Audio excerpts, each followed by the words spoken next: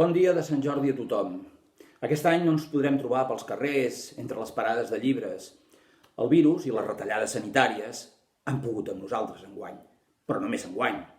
Continuem tenint els llibres a les llibreries, que n'hi ha moltes a Catalunya, a tots els pobles i ciutats, amb gent que hi entén molt. Avui és el dia de trucar, d'enviar-los whatsapps, d'entrar en les seves pàgines web, de fer comandes per correu i comprar-los els llibres. Comprar-los. Ja els llegirem quan sigui. Sí, segur que encara en tenim pendents de llegir de l'any passat.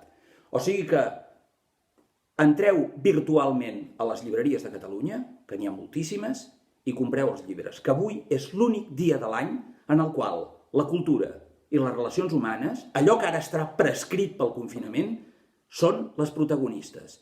I posats a comprar, si compreu Els bons dies, la novel·la amb la qual vaig guanyar el Premi Roc Boronat el 2019, doncs us estaré molt agraït. Salut i bon Sant Jordi!